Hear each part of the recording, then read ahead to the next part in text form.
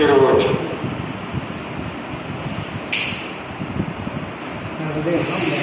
त्रिभुज दो प्रकार के हैं। एक तो है भुजा के आधार पर, भुजा के आधार पर, जोड़ कर लियो गुरु जी। भुजा के आधार पर और बढ़ाए, हाँ, भुजा के आधार पर, और दूसरा है कोण के आधार पर।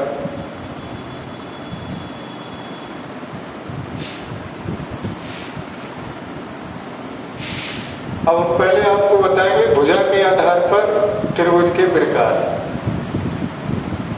भुजा के आधार पर त्रिभुज के प्रकार।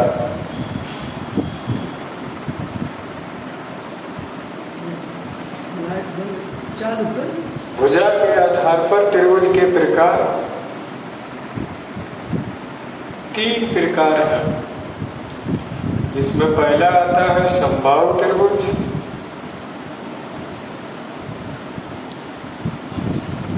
दूसरा है समद्विबाहु,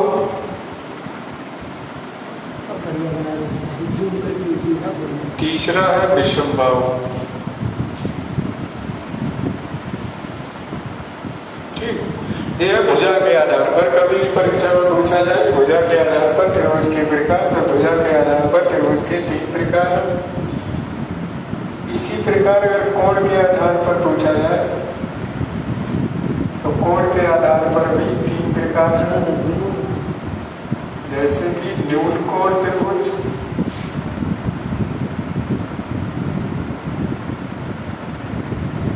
समकोण त्रिभुज,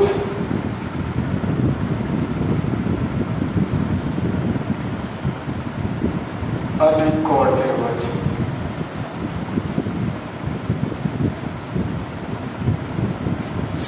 ये हो गए भुजा के आधार पर, ये हो गए कोण के आधार पर। भुजा के आधार पर तीन प्रकार समबाहु त्रिभुज, समद्विबाहु त्रिभुज, विषमबाहु त्रिभुज। और कोण के आधार पर भी तीन प्रकार के त्रिभुज, न्यून कोण त्रिभुज, समकोण त्रिभुज और अधिक कोण त्रिभुज। अब हम समझते हैं पहले त्रिभुज। त्रिभुज है क्या? त्रिभुज तीन आकृतियों से घिरा हुआ क्षेत्र है।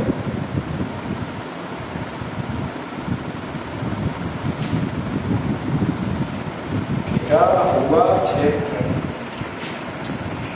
त्रिभुज कहलाता है।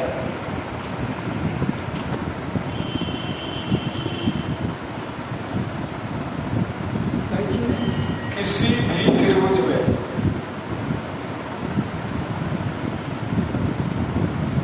तीन कोण,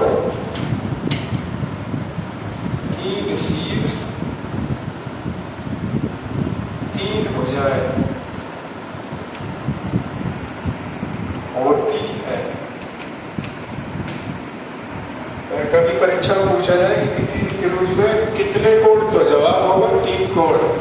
कितने शीर्ष, जवाब होगा तीन शीर्ष। कितनी भुजाएं, जवाब होगा तीन भुजाएं। नेक्स्ट पॉइंट है किसी भी त्रिभुज के तीनों अंतःकोणों का योग।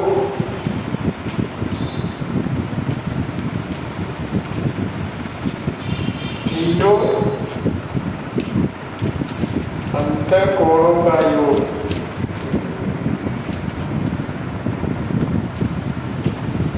180 डिग्री होता है। जो अब कई बार परीक्षा में पूछा गया कि त्रिभुज के तीनों अंतःकोणों का योग कितना होता है, तो जवाब होगा 180 डिग्री होता है। अब हम भुजा के आधार पर त्रिभुज के प्रकार देखेंगे, जिसमें पहला त्रिभुज है समबाहु त्रिभुज। समबाहु त्रिभुज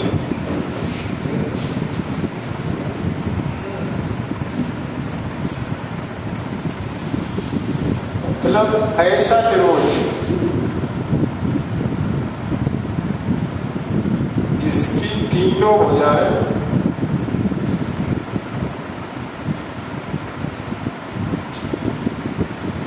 समान हो। क्योंकि क्योंकि सम मतलब समान, बाहु मतलब भुजा, त्रिभुज मतलब तीन। ऐसा त्रिभुज जिसकी तीनों भुजाएं समान हो उसे समबाहु त्रिभुज कहते हैं। जैसे मैंने ये त्रिभुज बनाया, इसकी हम तीनों भुजाएं समान मान रहे, ये तीनों भुजाएं समान है तो ये समबाहु त्रिभुज होगा। और समबाहु त्रिभुज का प्रत्येक कोण समान होता है, अर्थात समबाहु त्रिभुज का प्रत्येक कोण 60-60 डिग्री का होता है। समबाहु त्रिभुज का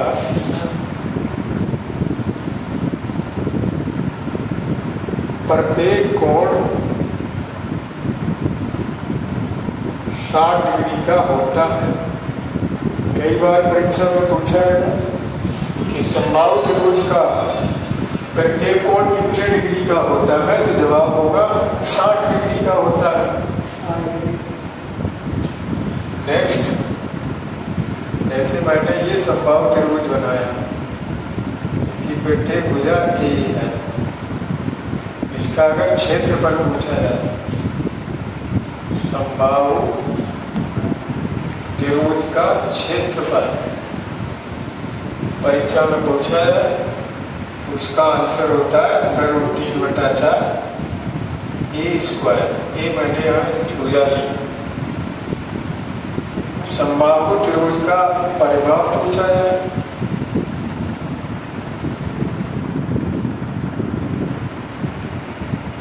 किसी भी आकृति का परिमाप उस आकृति की भुजाओं का योग के बराबर होता है। तो यहाँ की भुजाएं तीनों समान है तो इसका परिमाप होगा 3। समबाहु त्रिभुज की ये ऊंचाई है और समबाहु त्रिभुज की ऊंचाई को ही हम माध्यिका बोलते हैं। समबाहु त्रिभुज की ऊंचाई को ही माध्यिका बोलते हैं। यार हाथ पुरान लगे ना।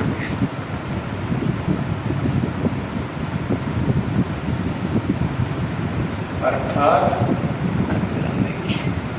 h बराबर √3/2 यहाँ से एक का मान देके हम माध्यिका निकाल सकते हैं। नेक्स्ट,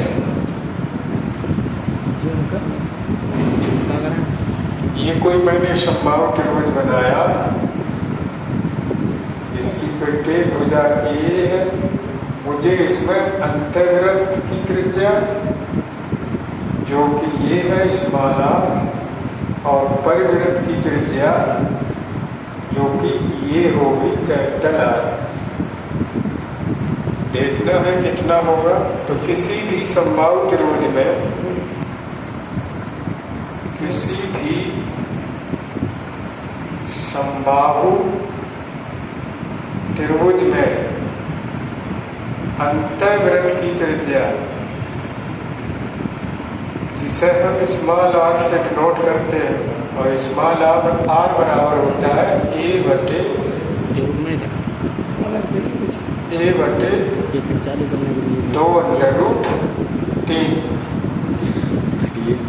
और परिवृत्त की त्रिज्या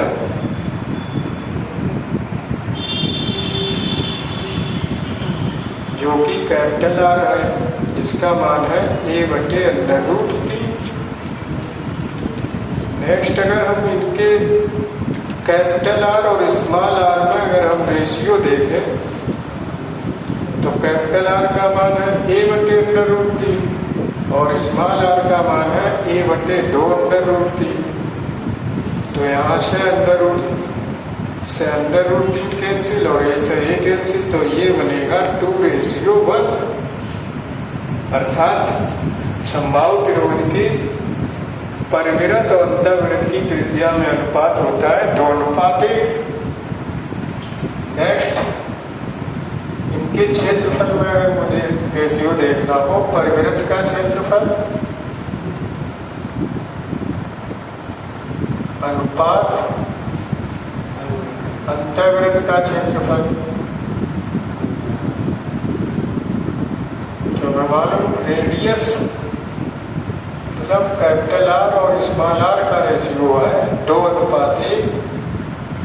तो A1 रेशियो A2 होगा 2 का वर्ग 4 और 1 का वर्ग 1, जो डायरेक्ट परीक्षा में पूछा जाए।